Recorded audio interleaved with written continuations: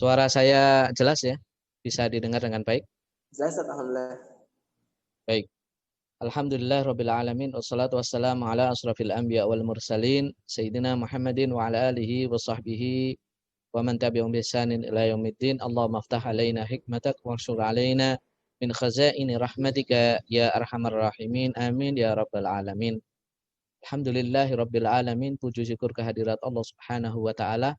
Sore ini kita bahas tentang tema keislaman dan kebangsaan. Satu tema yang penting bagi kita untuk kita pahami, bahwasanya antara Islam dan kebangsaan itu jangan sampai kita sikapi secara dikotomis.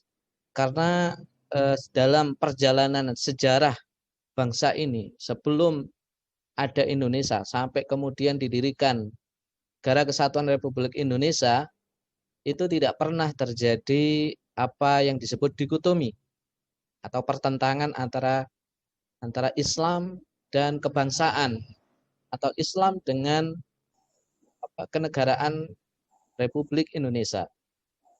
Nah, kemudian sebelum Indonesia merdeka juga sama.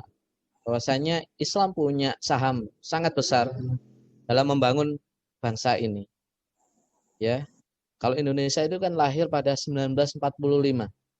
Sebelum 1945 belum ada namanya Indonesia atau Negara Kesatuan Republik Indonesia. Ya.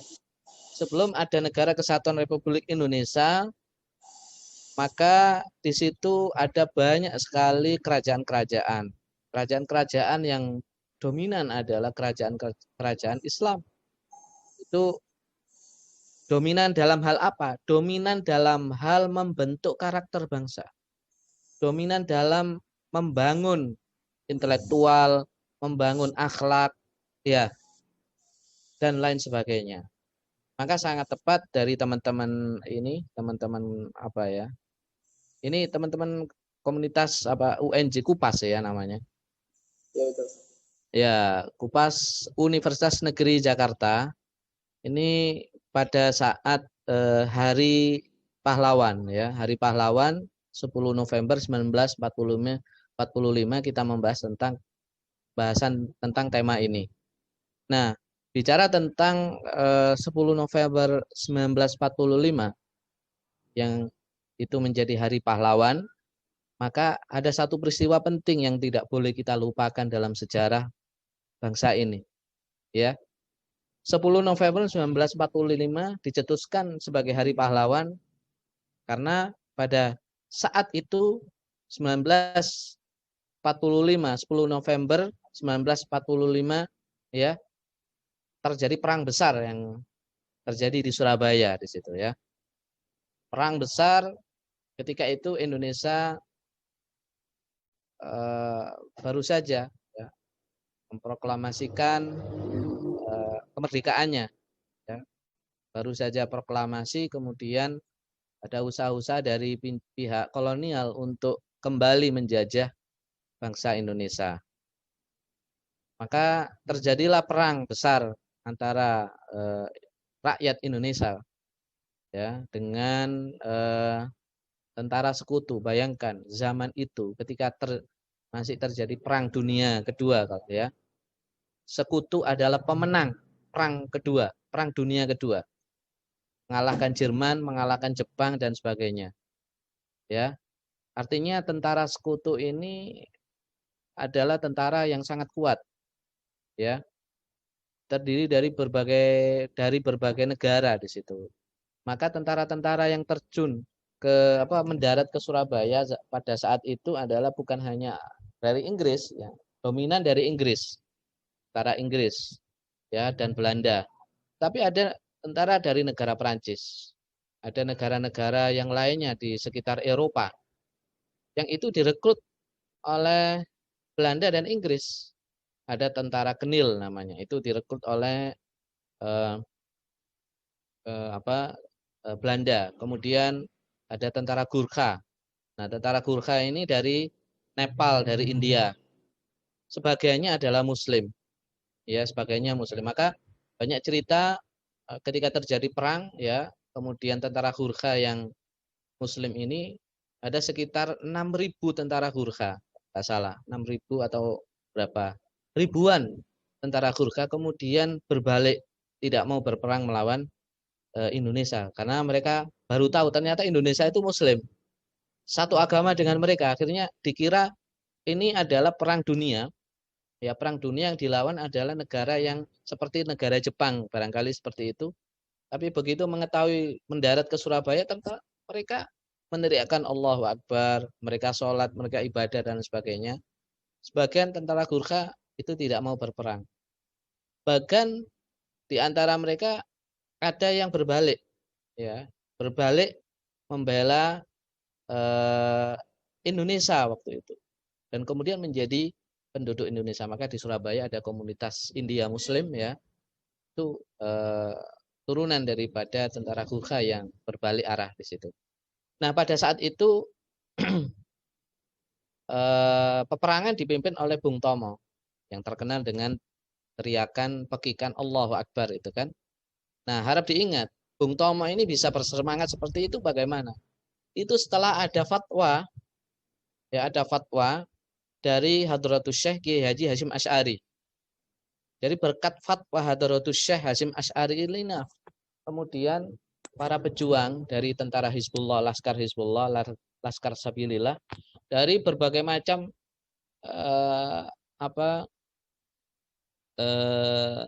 santri-santri di berbagai pesantren di Jawa Timur. Nah, gitu ya. Jadi kalau Laskar Hizbullah itu dari kalangan santri biasanya, ya. Kiai Haji Hasyim Asy'ari mengeluarkan fatwa yang kemudian disebut resolusi jihad. Wajib bagi penduduk Surabaya dan sekitarnya yang dengan jarak dari Surabaya itu sekitar 90 kilo, 94 kilometer dari Surabaya, maka dia kena wajib, artinya fardu ain, untuk mengangkat senjata melawan kolonial seperti itu. Maka setelah Hasyim Asy'ari musyawarah dengan para kiai di Jawa Timur, berkonsultasi dengan para kiai di Jawa Timur, maka Hasyim Asy'ari mengetok, ya, fatwa wajib bagi laki-laki yang sudah balik yang tinggal di Surabaya atau di sekitar Surabaya dengan radius 94 km wajib angkat senjata. Nah, maka pada tanggal 22 Oktober 1945, di Oktober waktu itu fatwanya, maka disitulah kemudian semua santri, ya, hampir semua santri dari pondok-pondok besar di Jawa Timur bangkit mengirim perwakilan laskar-laskarnya, mulai dari Banyuwangi, Situbondo, ya, Blitar, Malang, ya, Pasuruan, Probolinggo, Madiun, Jombang, dan lain sebagainya, itu datang ke Surabaya seperti itu, ya. Dan itu perang yang sangat besar sekali, ya, perang yang dialami oleh bangsa Indonesia. Kita memenangkan peperangan itu, ya, meskipun banyak korban dari pihak bangsa Indonesia, ya, karena dari persenjataan kita kalah jauh, sangat jauh. Tapi kemenangan kita adalah jenderal Inggris itu meninggal dunia di Surabaya, ya, namanya Jenderal Malabi. Ini pukulan bagi pihak sekutu, ya. Akhirnya sekutu bisa kita usir, ya, kita usir dari kota Surabaya seperti itu. Nah, inilah peristiwa penting dalam perjalanan sejarah bangsa Indonesia, khususnya pada hari pahlawan ini kita tidak boleh melupakan fatwa dari Hasyim Asy'ari, karena dengan fatwa inilah maka semangat juang dari Bung Tomo dan arek-arek Surabaya, ya, ini istilahnya arek-arek Surabaya itu anak-anak Surabaya, pemuda-pemuda Surabaya itu bersemangat untuk berjihad seperti itu untuk melawan tentara sekutu. Berkat apa? Berkat makanya Bung Tomo itu kenapa teriak Allahu Akbar, ya? Kenapa dia teriak Allahu Akbar? Ya karena ini perang suci. Bung Tomo mengamalkan fatwa daripada Hasyim Asy'ari seperti itu. Jadi ini perang suci, panggilan perang suci, sehingga itulah yang justru menarik semangat anak-anak muda dari Surabaya dan kota-kota di sekitarnya seperti itu. Nah, itu latar belakang daripada eh, Hari Pahlawan yang tidak boleh kita lupakan. Ada Bung Tomo, ada Hashim Asy'ari, ada fatwa jihad atau resolusi jihad. Tanpa itu mungkin kita tidak mampu untuk menghadapi tentara yang begitu besarnya. Bayangkan, tentara adidaya waktu itu. Memenangkan, pemenang perang dunia. Ya, jadi sudah luar biasa ini. Pemenang perang dunia datang ke Indonesia dan melawan rakyat biasa seperti itu. Karena jumlah tentara kita masih sedikit. Kita tidak bisa mengandalkan tentara rakyat waktu itu ya. Karena jumlahnya sedikit. Jumlahnya masih belum banyak. Persenjataan juga terbatas. Yang kita andalkan adalah semangat seperti itu. Ya. Kemudian itu salah satu bukti bahwa jangan lupa di situ. Hari Pahlawan itu di belakang ada siapa? Ada ulama. Hari Pahlawan yang kita peringati setiap tahun itu ada apa? Ada umat Islam. Ada orang Islam. Ya, ada Islam di situ. Maka kita tidak boleh salah paham. Ya, tidak boleh salah paham, membenturkan antara Islam dengan negara, Islam dengan bangsa, keislaman dengan kebangsaan. Nah, penting bagi kita untuk menempatkan dua aspek ini, menempatkan keislaman dan menempatkan kebangsaan. Ini penting bagi kita. Kita bagi orang Islam tentu harus berpandangan hidup Islam.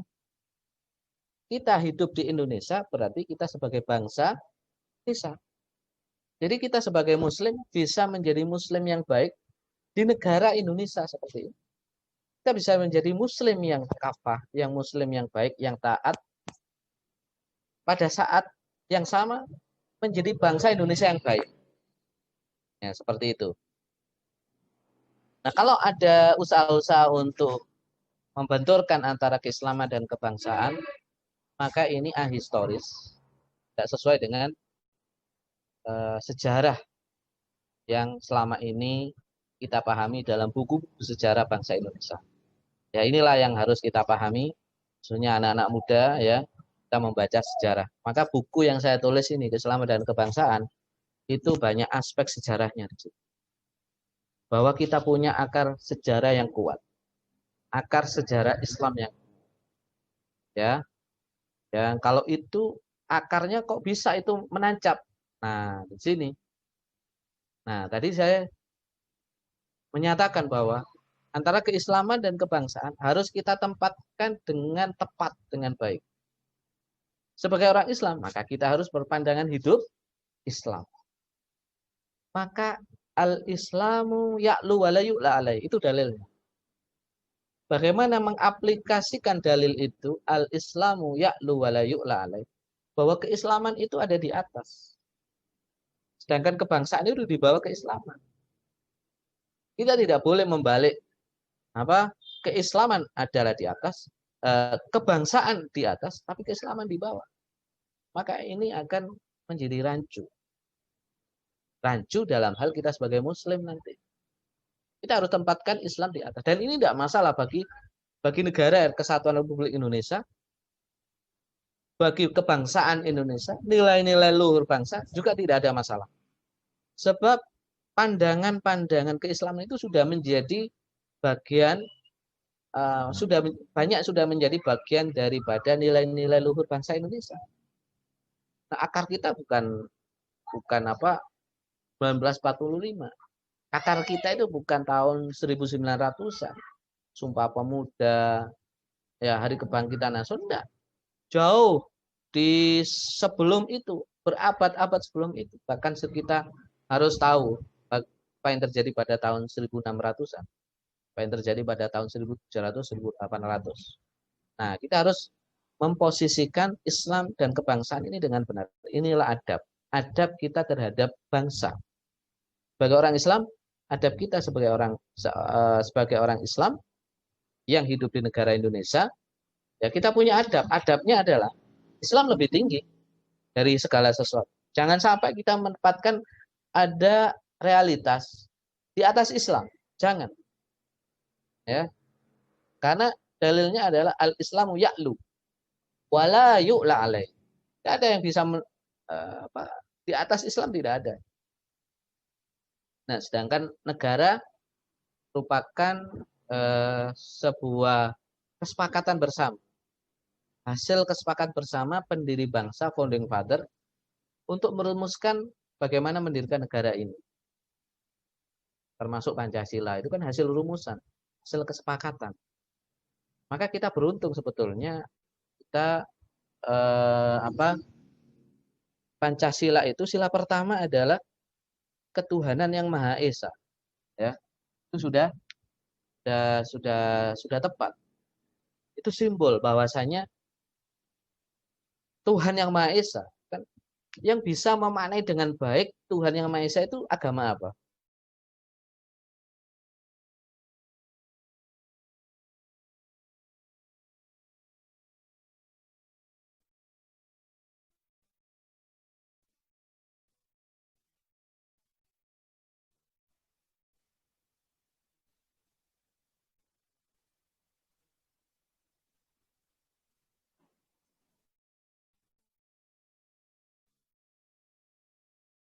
Agama Islam, ya kan? Kalau kita kembali kepada agama-agama selain Islam yang ada di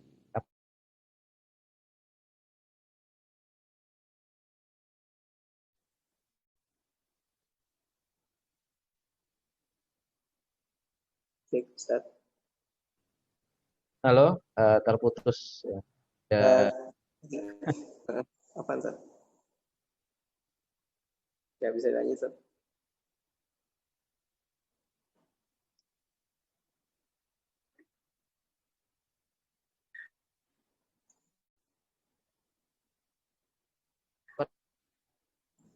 Masih putus-putus Ustaz. Apa? Asas tunggal gitu. Asas tunggal Pancasila. Semua asasnya harus Pancasila. Halo? Masih putus-putus ya? Ya udah Ustaz, udah.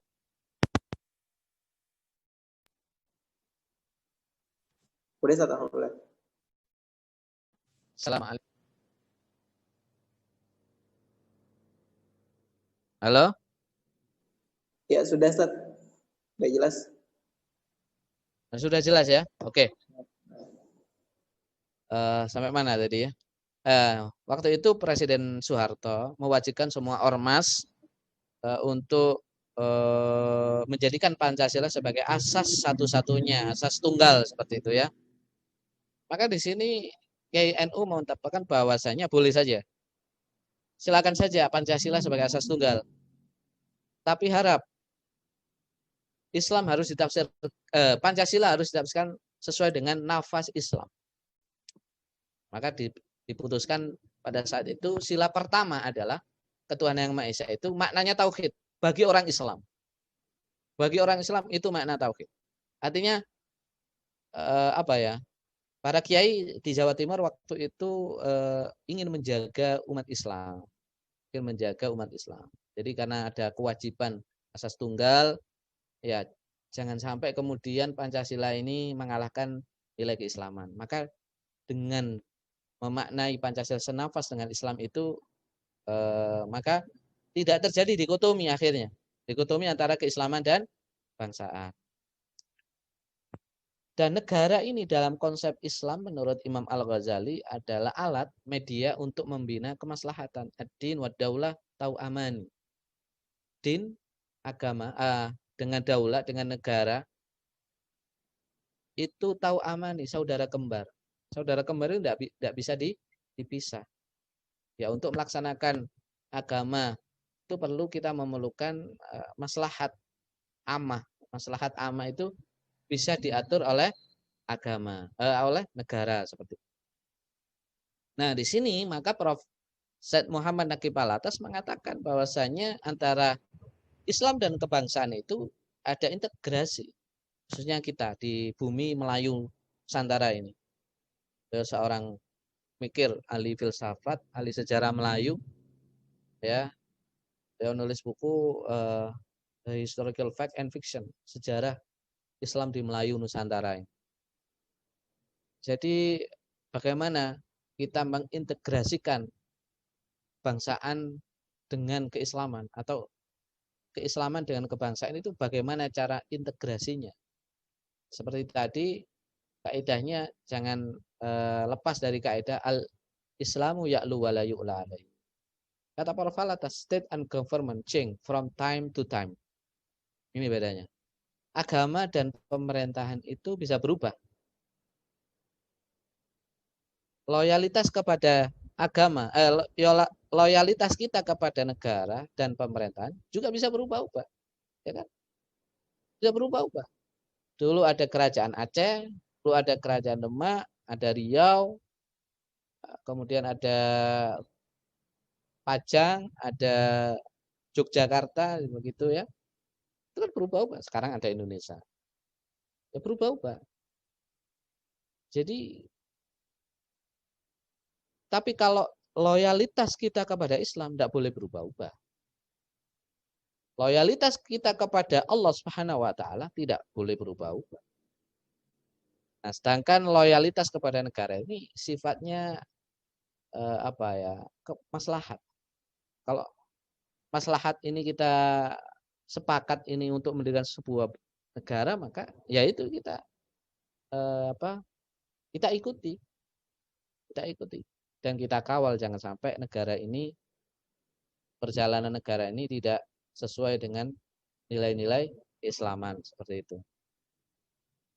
Kemudian efek daripada pemahaman tentang keislaman dan kebangsaan atau dikotomi antara keislaman dan kebangsaan ini berat bagi keislaman kita. Jadi ini seringkali statement yang perlu diluruskan, saya kira. Mengislamkan Indonesia atau mengindonesiakan Islam. Ini menjadi sebuah pertanyaan. Seringkali saya juga ditanya, yang benar yang mana? Mengindonesiakan Islam atau mengislamkan Indonesia? Nah ini, jawaban ini harus tepat. Kalau nggak tepat, saya menjawab, kalau jawaban kita tidak tepat, ya, maka konsekuensinya berat terhadap keislaman kita, terhadap loyalitas kita kepada agama. Ya, kita pilih mana? Mengislamkan Indonesia atau mengindonesiakan Islam? Itu berbeda jauh loh. Ya, saya yakin kita pilih mengislamkan Indonesia, iya toh? Bukan mengindonesiakan Islam. Kalau mengindonesiakan Islam, artinya mengubah Islam menjadi Indonesia. Nah, kata Prof. Alatas tadi, Islam itu tidak boleh berubah, sedangkan Indonesia sebagai state atau government bisa berubah-ubah. Nah, kita memilih yang berubah atau yang tetap. Ya kan gitu. Mengindonesiakan Islam, mengubah Islam. Islamnya yang diubah. Disesuaikan dengan nilai Indonesia, budaya Indonesia. Itu maknanya. Atau menjadikan Islam sebagai Indonesia. Ya, bisa dipahami ini ya. Menjadikan Islam sebagai Indonesia. Tidak bisa seperti ini. Islam kok Indonesia? Jadi dari kalimat ini mengandung makna bahwasanya yang diubah itu Islamnya. Kalau kata-kata ini mengindonesiakan Islam, mana yang diubah? Islamnya atau Indonesianya? Yang diubah itu Islamnya. Ya, bukan Indonesianya. Siapapun yang pernah belajar dasar-dasar bahasa ini pasti memahami lah. Ya, itu hati-hati kita menggunakan kalimat seperti ini ya. Saya pernah menulis ini, saya tulis ini dalam satu artikel, bisa dicari di internet. Di mengislamkan Indonesia atau mengindonesiakan Islam. Menanggapi dari Profesor Mahfud. Saya tanggapi di situ. Yang kedua, mengindonesiakan Islam itu harus kita pahami. Hakikat Indonesia itu apa? Hakikat Indonesia negara. Government, state, kata Profesor. Lalu apa hakikat Islam? Sifat daripada Indonesia, sifat daripada Islam. Meskipun tidak banyak masyarakat yang menyadari, peduli, mengerti bahwasanya Indonesia itu sudah banyak menganut kebudayaan dan peradaban barat. Ya. Kalau kita bicara Indonesia ya. Kalau kita bicara negara Indonesia, kita bicara masyarakat Indonesia. Seperti itu. Di situ banyak macam-macam, plural begitu ya. Macam-macam. Kita bicara Indonesia ya banyak. Ya. Dan kehidupan kita itu tidak terlepas dari kehidupan pengaruh dari peradaban asing, peradaban barat. Maka apakah ini yang akan mengubah Islamnya? Ya tentu tidak seperti itu. Tidak semua unsur budaya barat ditolak, tentunya begitu. Kita tidak boleh menolak seperti itu. Secara mutlak tidak boleh. Tidak bisa, ya juga tidak bisa. Ya, pendidikan bahkan di Universitas Islam misalnya ini mengikuti metodologi ekonomi dan lain-lain dari peradaban barat.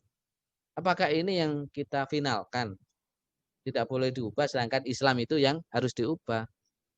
Nah ini kebalik seperti itu. Kalau mengindonesiakan Islam sama saja menjadikan Islam akan berbudaya asing seperti itu. Kemudian hakikat Indonesia. Indonesia merupakan nama negara.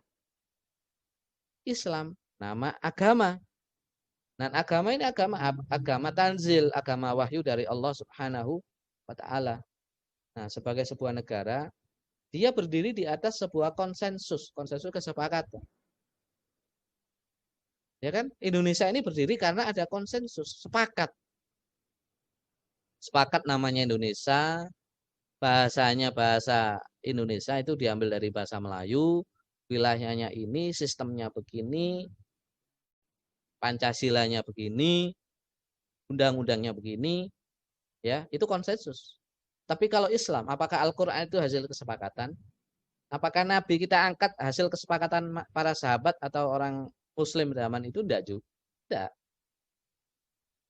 Islam lahir dari wahyu Allah, tanzil. Maka namanya sebuah kesepakatan manusia, negara kita itu adalah hasil konsensus. Namanya hasil konsensus, maka bisa berubah. Bisa berubah-ubah. Ya. Bahkan Undang-Undang Dasar 45, ya, Undang-Undang Dasar 45, dasar negara, bisa berubah kok pasal-pasalnya. Ya kan? Ada amandemen, undang-undang, bisa berubah. Tapi apakah Al-Quran itu bisa diamandemen? Jangan coba-coba mengamandemen Al-Quran. Ya. Apakah hadis Nabi SAW itu bisa diamandemen? Jangan coba-coba. Contoh, negara kita itu bisa berubah. Dulu kita pernah menjadi RIS. Ya kan?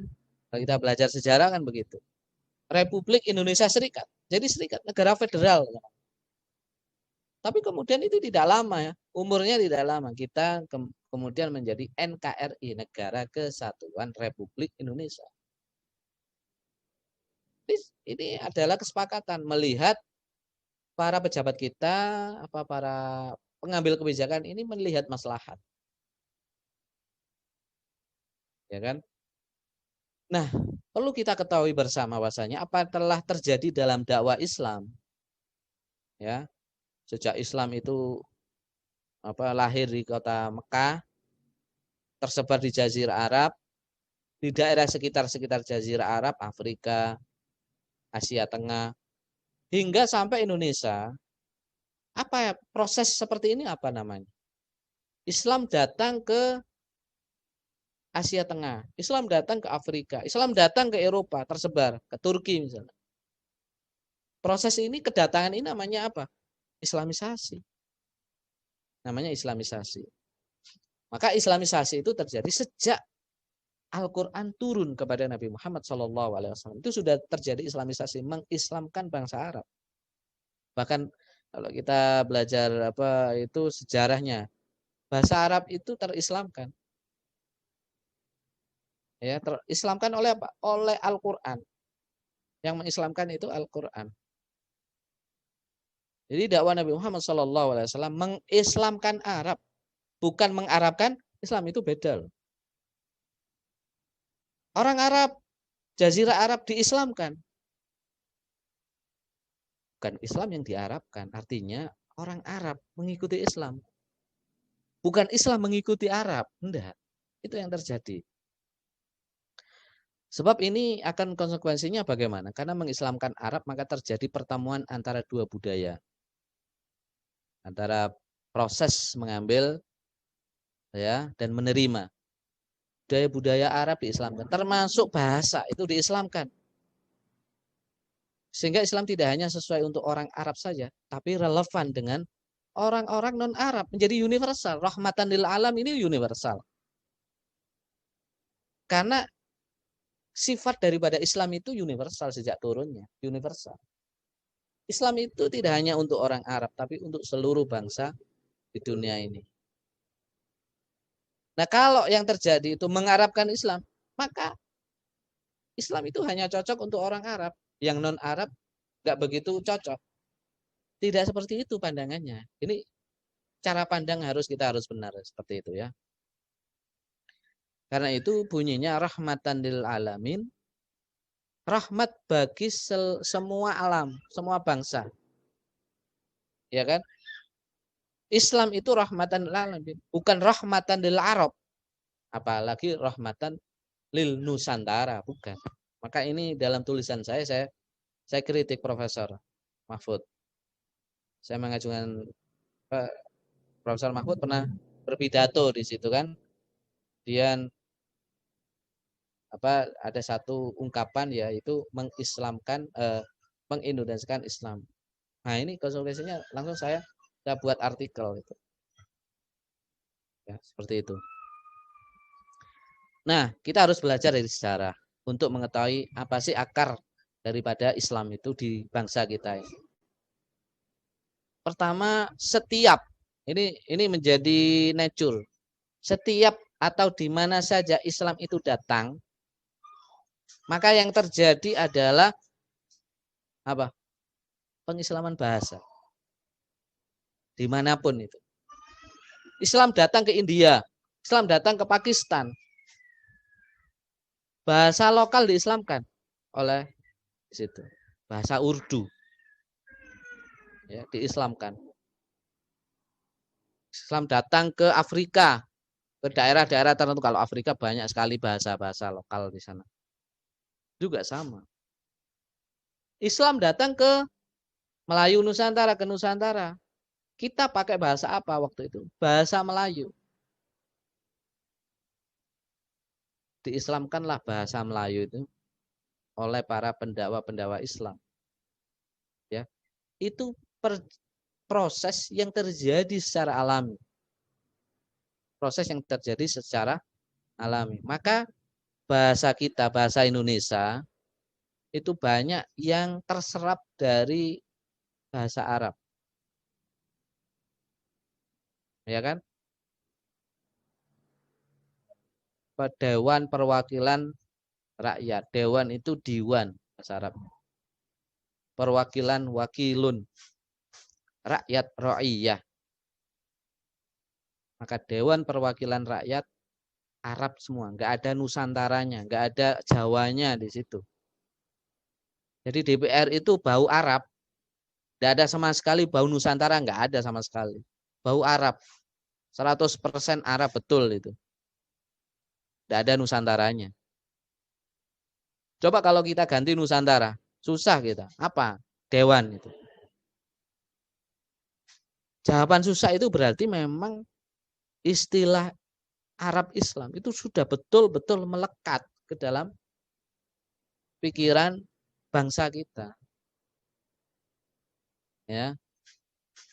Maka dulu ketika zaman kerajaan Islam, mulai Aceh sampai kerajaan-kerajaan di Maluku, kerajaan-kerajaan Islam, semuanya pakai bahasa Melayu. Semuanya pakai bahasa Melayu. Bahasa Melayu pernah menjadi bahasa nomor 1. Makanya ketika Indonesia merdeka, begitu Indonesia merdeka, yang dipilih bahasa apa sih? Bukan bahasa Jawa. Padahal waktu itu tokoh-tokohnya banyak dari Jawa juga. Dari Jawa dan Sumatera. Banyak sekali. Dominan. Jawa, Sumatera, dari Minangkabau. Banyak dong. Tapi kenapa yang dipilih itu bahasa kemudian itu karena kita negara Indonesia maka disebut bahasa Indonesia. Sebetulnya itu bahasa Melayu sudah dikenal. Ribuan tahun yang lalu sudah ada bahasa ini. Ya. Bahkan bahasa Jawa pun eh, saya pernah studi banding ya ke museum eh, Radia Nusantara kalau nggak salah di Solo. Museum yang menyimpan manuskrip Islam dan Jawa pada zaman kerajaan Islam di Yogyakarta dan kerajaan Kesultanan Solo, Sultanan Yogyakarta. Saya diskusi dengan petugas di situ yang ahli dalam manuskrip. Beliau menunjukkan ya bahwasanya ada satu kitab ditulis oleh seorang ulama zaman dulu di Jawa. Kitab ini kalau dibaca bunyinya bunyi Arab. Tapi saya lihat tulisan bahasa Jawa. Tulisan bahasa Jawa itu tulisan kuno, Hono Coroko itu kan. Ya kayak tulisan Thailand itu, mirip-mirip. Terus beliau kita minta untuk membaca sih, tolong dibaca. Bunyinya Arab gitu loh. Nah, ini kan luar biasa. Artinya beliau menjelaskan bahwasanya bahasa Jawa pun itu sebetulnya bahasa Jawa itu mengalami perkembangan 14 kali kata dia. Bahasa Jawa pun sebetulnya banyak pengaruh Islam. Banyak pengaruh unsur-unsur Islam. Maka kita kalau ada kalender Jawa, ada kalau kita ada kalender Hijriah kan, sekarang Hijriah itu bulan apa Hijriah? Apa? Masih Rabiul Awal kan? Rabiul Awal. Dalam kalender Jawa apa namanya? Ada yang dari Jawa enggak? Ini orang Jakarta semua ini. Ada orang Jawa? Enggak ada ya. Ini dalam bahasa Jawa, Rabiul Awal itu bulan mulut. Mulut, bukan mulut ini. Apa mulut itu? Maulid. Orang Jawa tidak bisa mengucapkan maulid, tapi mulut. Mulut pakai D. Ya. Kemudian bulan Muharram. Bulan Muharram, ada yang tahu bahasa Jawanya? Kalender Jawanya? Suro. Kenapa Suro? Di situ ada Asyura di situ. Hari Asyura 10 Muharram. Itu hari yang istimewa.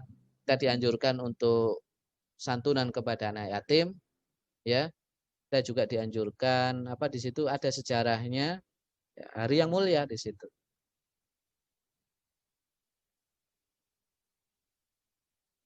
Dan lain sebagainya. Baik, kita lanjutkan ya.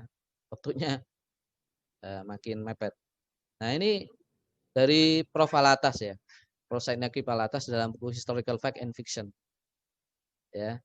Nah, itu kalau kita lihat sampulnya, coba lihat itu ya. Sampulnya itu ada simbol apa? Ayam. Ayam apa? Ayam jago. Itu kan itu simbol apa? Itulah Islam. Islam itu datang ke Nusantara bagaikan ayam jago. Kok bisa disimbolkan seperti itu? Ayam jago itu kalau tengah malam, ya atau menjelang pagi itu berkokok, membangunkan kita yang sedang tidur. Bahkan jauh sebelum waktu subuh itu ayam-ayam itu sudah banyak yang berkokok. Jam 3 itu sudah ada yang berkokok, jam 4. Membangunkan orang tidur. Jadi Islam datang ke Nusantara membangunkan masyarakat atau bangsa Nusantara yang sedang tidur. Artinya selama ribuan tahun nenek moyang kita itu tidur. Begitu Islam datang, mereka bangun. Bangun apanya? Bangun akalnya, terbangun akhlaknya. Saya kan hari sebelumnya itu mati mereka. Dia tidur. Maka penyebaran agama di Nusantara yang menggunakan bahasa Melayu itu adalah sebagai alat alat alat dakwah ya, bahasa Melayu ini sebagai alat dakwah gitu. Situlah kemudian kita apa istilahnya, ada fase yang penting dalam perjalanan sejarah, yaitu kata Prof. Alatas pada abad ke-16. Abad penting bagi sejarah keilmuan bangsa Indonesia. Bangkit keilmuannya gara-gara Islam datang. Karena artinya Islam datang itu dengan membawa pencerahan, ya di situ apa, rasionalisme itu bangkit, intelektualisme itu bangkit. Ya. Kayak di buku saya itu ada judul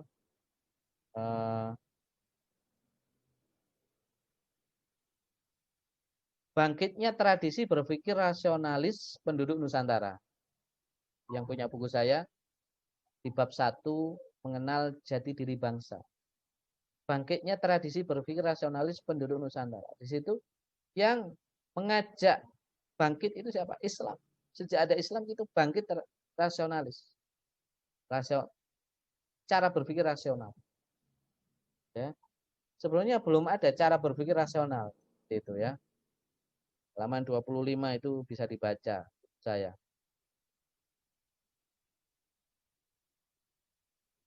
Dan sejak Islam datang maka banyak sekali karya-karya tentang ilmu pengetahuan. Nah, kembali kepada bahasa Melayu. Ya. Bangsa Melayu adalah bangsa terbesar menganut agama Islam. 40% bahasa Melayu merupakan serapan dari bahasa Arab. Ini hasil riset ya. Hasil riset dari Profesor Tatiana Danisova, orang Rusia, sekarang tinggal di Malaysia, yang meneliti ahli dalam bahasa Melayu. Dalam satu risetnya, sumbangan bahasa Arab terhadap bahasa Melayu itu 40%. Jadi 60% itu bahasa asli Melayu Nusantara. Yang 40% itu dari Islam. Artinya banyak sekali. Dan bahasa Melayu pernah menjadi bahasa pemersatu. Ini semua akar-akar kita sebetulnya. Ini membentuk jati diri. Kalau disebut, ini kan seringkali diskusi itu, jati diri bangsa itu apa? Mana jati diri bangsa? Ini orang-orang Hindu sudah mulai mengkaji dalam satu majalah itu ya. Orang-orang Hindu Bali itu ada majalah Hindu yang terbit juga mengkaji jati bangsa. Menurut mereka, menurut orang-orang Hindu dan orang-orang Buddha, jati diri bangsa Indonesia itu adalah Majapahit. Budaya Majapahit itulah jati diri bangsa Indonesia. Nah, di sini dikritik oleh Prof. Alatas. Apakah betul jati diri bangsa Melayu ini Majapahit? Lalu apa yang bisa ditinggalkan oleh Majapahit di situ yang membentuk bangsa? Apa itu? Ya. Kalau dibandingkan dengan Islam, maka perlu baca buku sejarah. Pada masa kerajaan Islam di Nusantara yang ditandai dengan runtuhnya kerajaan Hindu-Buddha, pengaruh Islam melekat ke rakyat. Kerajaan Islam Nusantara menggunakan bahasa Melayu campuran Jawa Arab atau campuran Jawa Arab. Islam datang ke Kepulauan Nusantara dalam kemasan metafisika sufi melalui tasawuf, semangat beragama yang berunsur intelektual dan rasional masuk ke dalam pikiran masyarakat ini. Menimbulkan kebangkitan rasionalisme. Ya, jadi ini yang menimbulkan kebangkitan rasionalisme dan intelektualisme tidak terlihat pada zaman pra-Islam. Semangat intelektualisme ini menggerakkan proses revolusi pandangan alam masyarakat. Ya, kesimpulannya apa? Kesimpulannya, datangan Islam meningkatkan kecerdasan bangsa, memajukan negara. Nah, kalau ini ada kajian menarik dari kawan kita, dari sahabat saya, Mas Susianto ya, Dr. Susianto, ahli kebudayaan Jawa di situ. Itu sering beliau beberapa tulisan artikel menjelaskan bahwasannya tentang candi, ya, keberadaan candi. Coba candi-candi itu. Candi itu kan disucikan. Candi itu menjadi tempat yang sakral. Tapi coba penemuan candi itu kan rata-rata tertimbun tanah dan sebagainya. Ya, menunjukkan apa? Bangsa kita sudah meninggalkan peradaban candi sekian abad. Ya, diganti dengan peradaban Islam. Masjidnya sebagai simbol. Jadi kalau ada usaha-usaha untuk mengembalikan kepada peradaban Hindu-Buddha, maka berat ini. Maka kalau ada usaha-usaha ini diantaranya adalah proyek yang namanya nativisasi, mengutamakan simbol-simbol Hindu daripada Islam. Ini sudah terjadi. Dan nativisasi itu sudah lama dilakukan oleh kolonial Belanda, itu sudah sejak zaman Belanda itu sudah nativisasi. Karena Belanda itu juga punya ahli-ahli budaya, ahli sejarah juga. Mereka orientalis. Yang datang ke Indonesia itu banyak sekali orientalis. Sunan Gurnyo dan sebagainya. Saya ada satu buku tipis dari Sunan Gurnyo, terjemahannya dalam bahasa Indonesia. Itu juga sama. Cara pandangnya itu dia mengecilkan peran Islam. Seakan-akan Islam itu kulit saja, kulit luar.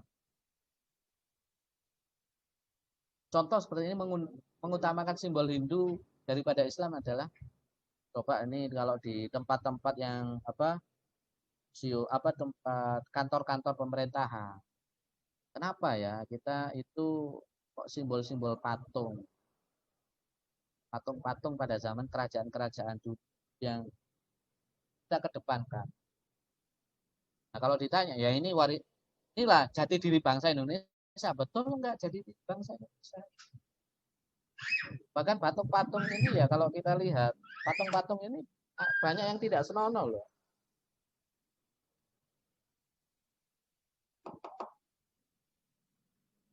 Patung-patung ini ada yang menampilkan, mohon maaf, alat kelamin dan sebagainya. Dan ya begitu ya. Yang wanita, patung yang bentuk-bentuk wanita itu, patung Kendedes misalnya. Kelihatan dadanya. Kemudian kita lihat juga masyarakat Indonesia, lebih mengenal nama Gajah Mada daripada Syarif Hidayatullah. Satu misal. Ya, satu misal. Lebih populer Majapahit daripada Kerajaan Demak. Ini fakta. Daripada Kerajaan Samudra Pasai. Fakta ini. Ini membesarkan Majapahit, tapi mengecilkan peran Kerajaan Demak. Syarif Hidayatullah ini pahlawan luar biasa. Kan? Kemudian Fathahillah pahlawan. Gajah Mada dikenal dengan supa palapanya dan tokoh Majapahit yang mampu menyatukan Nusantara. Pertanyaannya adalah, benarkah seperti itu? Sementara Mubalik Islam atau Kesultanan Islam tidak dicatat berhasil menyatukan Nusantara dalam satu bahasa Melayu. Kata Prof. Alatas, bahasa Melayu merupakan cikal bakal nasionalisme bangsa Indonesia. Cara pandang demikian itu teori orientalis, nativisasi itu Indian sentris.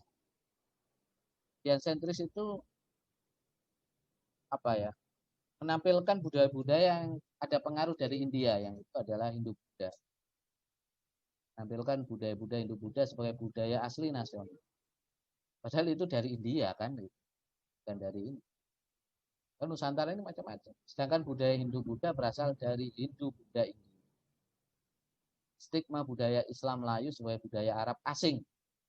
Ini sebetulnya usaha Belanda yang disebut politik nativisasi. Karena Belanda ini punya tujuan politis.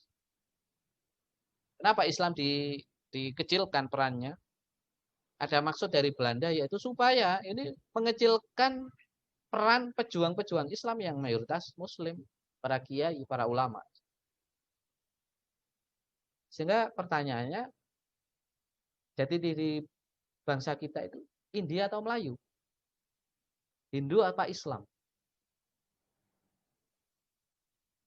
Ya, coba kita bandingkan antara masjid dengan candi.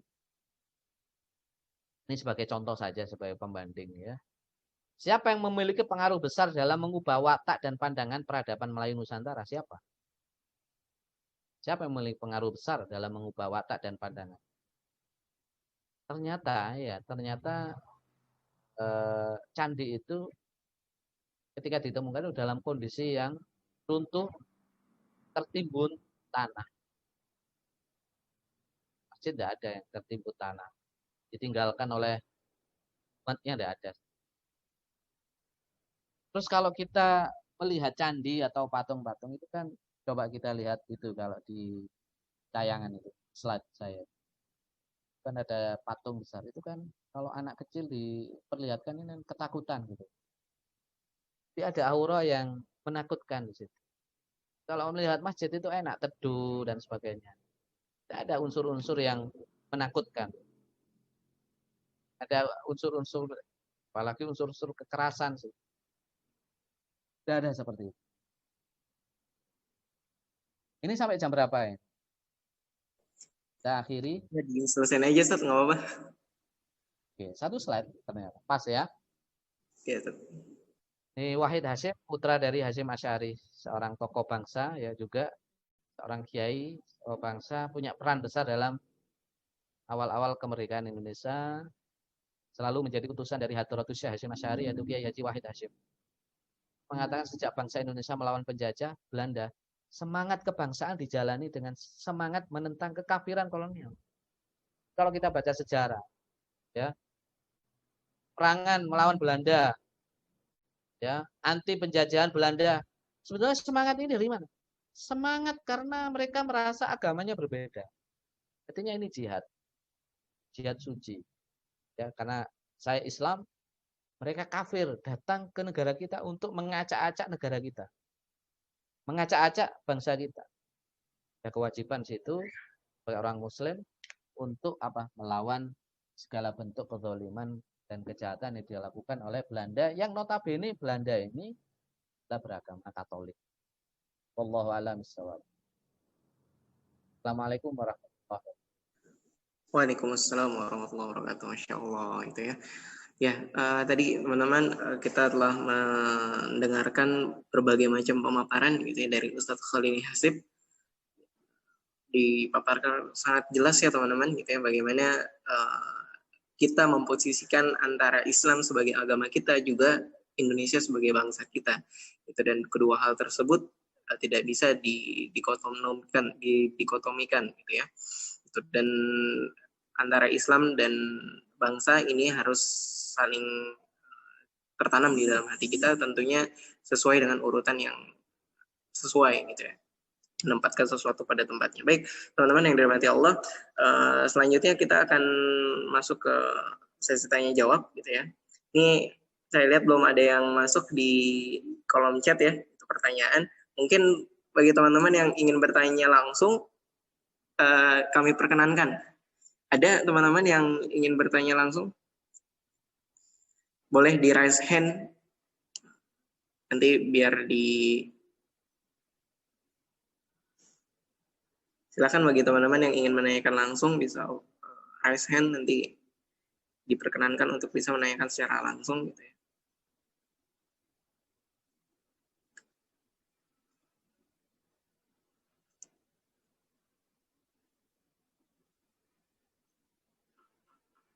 Sepertinya belum ada.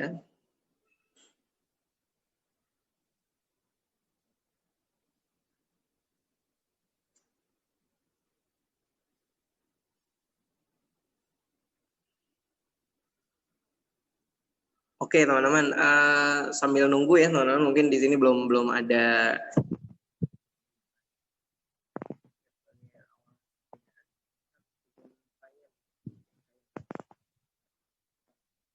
pertanyaan ya.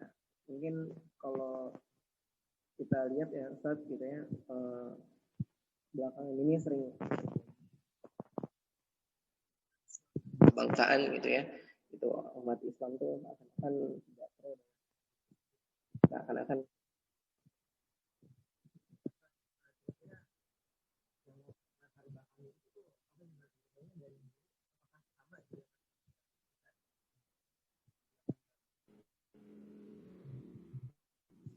Suaranya enggak kedengaran suaranya. Kedengaran Ustaz ya? Afwan. Udah kedengaran Ustaz? Ya, saya diulangi. Ya, tadi Ya, enggak kedengaran tadi. baik Ustaz. Ya Ustaz, di Indonesia ini kan sering terjadi dikotomi antara Islam dengan kebangsaan gitu ya Ustaz. Dan ini nggak cuma di masa-masa sekarang aja Ustaz gitu ya. Kita tahu dari dulu semenjak muncul berdirinya bangsa kita gitu ya. Itu udah ada gitu ya. Nah, itu kira-kira Ustaz,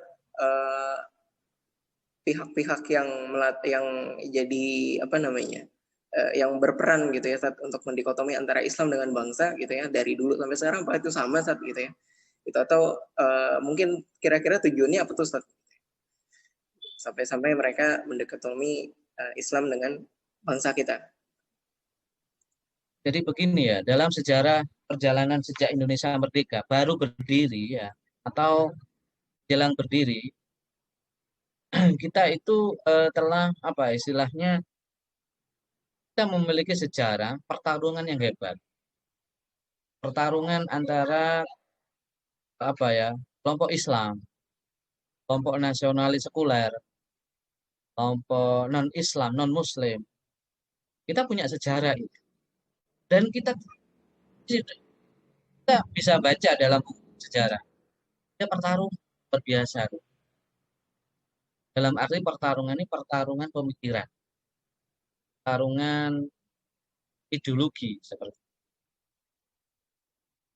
ketika menyusun Pancasila seperti itu.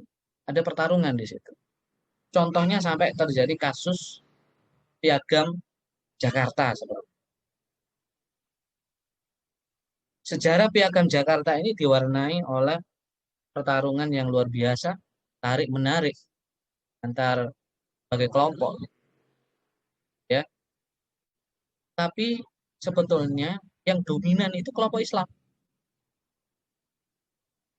Dalam sejarah ini, alhamdulillah, kelompok Islam ini tidak pernah ini apa, meskipun apa ada mengalahnya ya, kelompok Islam yang diwakili para kiai zaman itu, para ulama, para kiai pada kasus Piagam Jakarta itu ya. Ini kita diwakili oleh para kiai, para ulama. Para kiai, para ulama itu memandang bahwasanya kita punya sejarah besar. Islam ini punya sejarah yang luar biasa di dalam bangsa Indonesia. Sahamnya sangat besar sekali terhadap bangsa ini. Maka itulah yang mendorong para ulama, para kiai untuk memasukkan unsur-unsur Islam ke dalam Pancasila, dalam undang-undang. Makanya sampai terjadi usulan sila pertama itu dengan kewajiban menjalankan syariat Islam di pemeluknya, khusus Islam.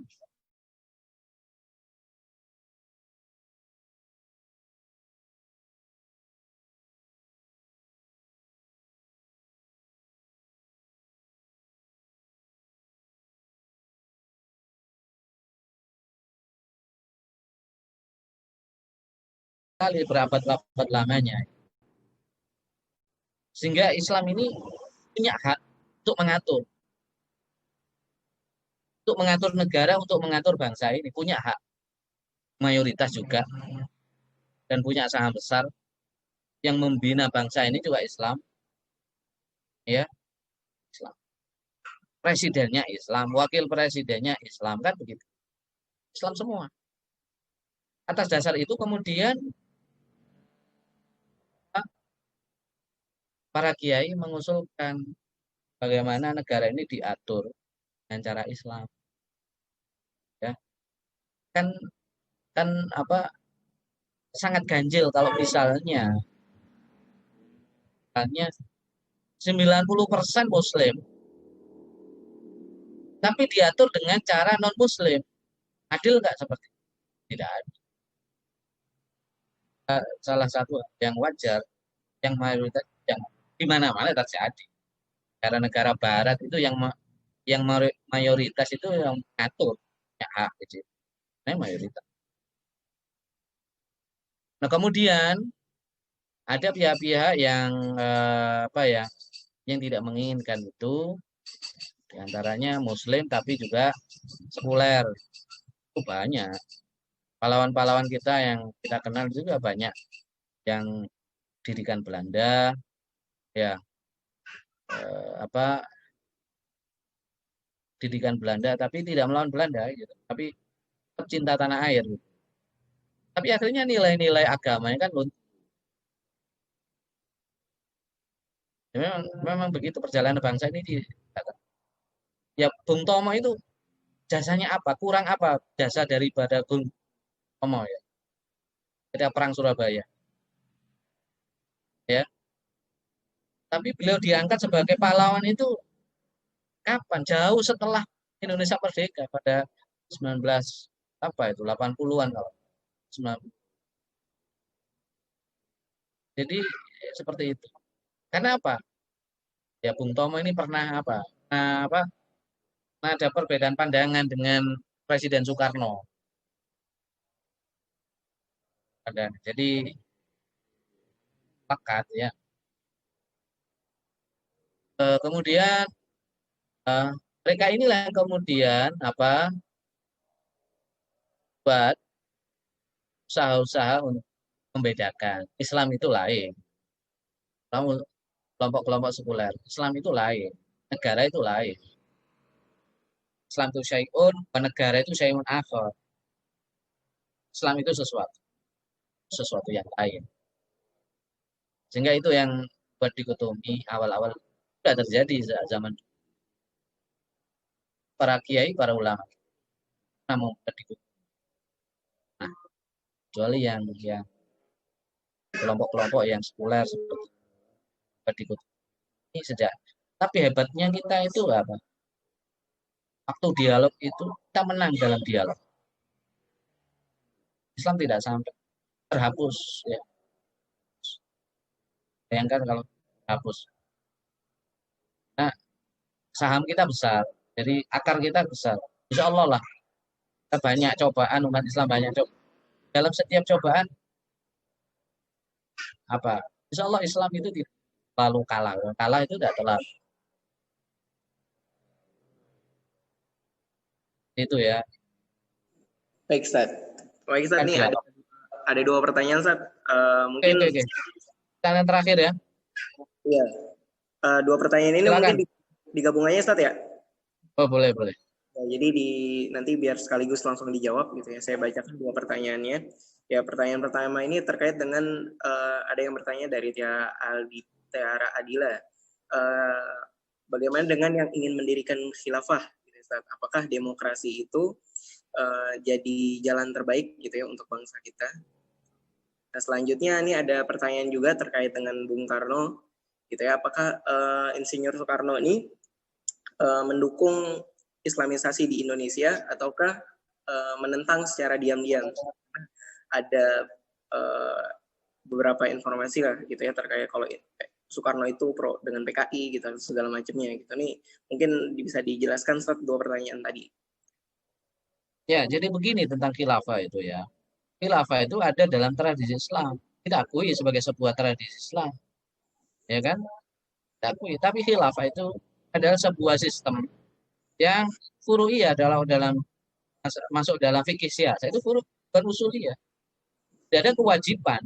Tidak ada kewajiban. Yang wajib itu menegakkan Islam. Cara menegakkan Islam macam-macam. Yang penting hukum agama Islam itu enggak. Maka ulama-ulama dulu misalnya ya pada zaman Bani Umayyah, Bani Abbasiyah itu bukan khilafah. Itu kerajaan. Nah, kerajaan yang di dalamnya berlaku hukum Islam. Nah, khalifahnya rajanya disebut khalifah, rajanya disebut. Kenapa? Ya, karena negara itu jalankan hukum Islam. Itu gelar saja. Hakikatnya khilafah itu ya khilafah Rasyidin. Khilafah Rasyidin seperti. Maka para ulama-ulama ahli fikih termasuk Imam Al-Ghazali itu tidak pernah mempatenkan khilafah. Tidak paten sih.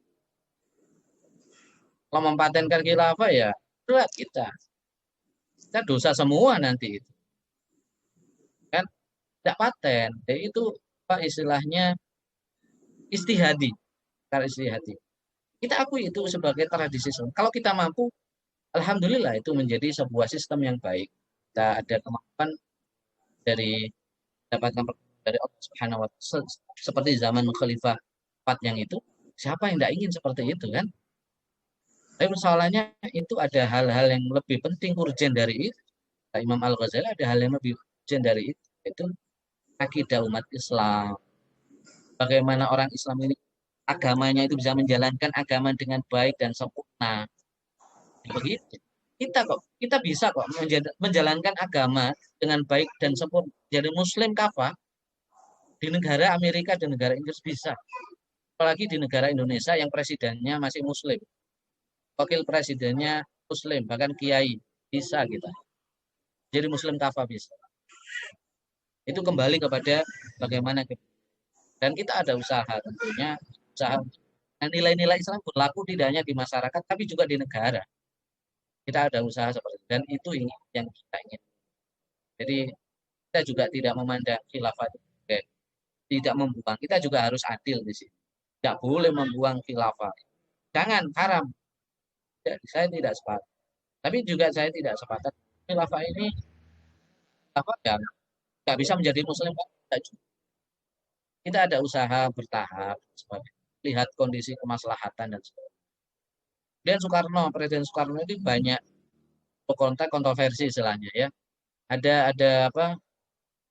Ada sisi bahwa Soekarno ini berpihak kepada apa istilahnya orang baik lah. Soekarno orang yang punya jasa besar dalam mendirikan bangsa Indonesia, presiden ini, ya. Tapi Soekarno sosok yang tidak boleh kita apa, ambil secara penuh, ya. Artinya ada sisi-sisi yang di kontroversi dari Soekarno, ya.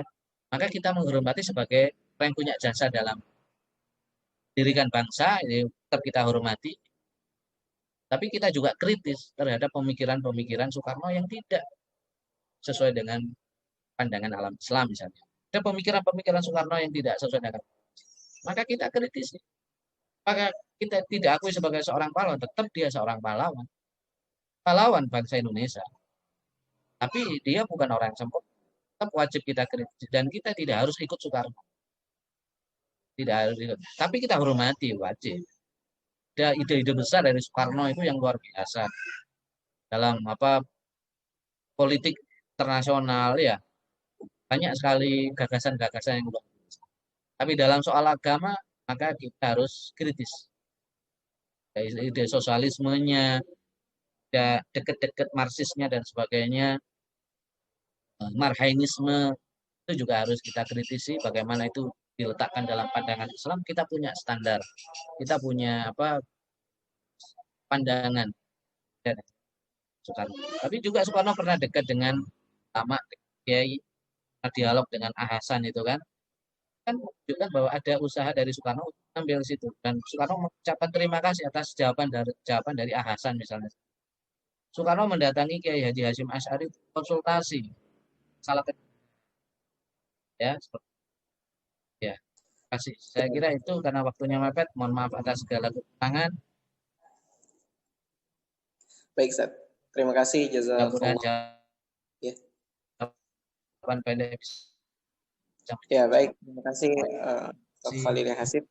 Terima kasih Ustaz Khalil Hasib. Syukran jazakumullahu khairan katsiran buat Ustaz Khalil Hasib yang telah menyempatkan waktunya untuk bisa berbagi ilmu kepada kita. Dan syukran jazakumullahu khairan katsiran juga buat teman-teman peserta sekalian telah menghadiri kajian kupas pada sore hari ini. Insya Allah nih di kajian terakhir teman-teman ya sebelum di tahun ini gitu. Insya Allah ada lagi di tahun yang depan, mungkin namanya masih sama, mungkin juga udah berubah gitu ya, tergantung nanti pengurus LDK tahun selanjutnya. Baik teman-teman, untuk mengakhiri kajian kupas pada sore hari ini mungkin bisa kita sama-sama cukupkan dengan baca hamdalah dan doa penutup majelis. Alhamdulillahirabbil alamin.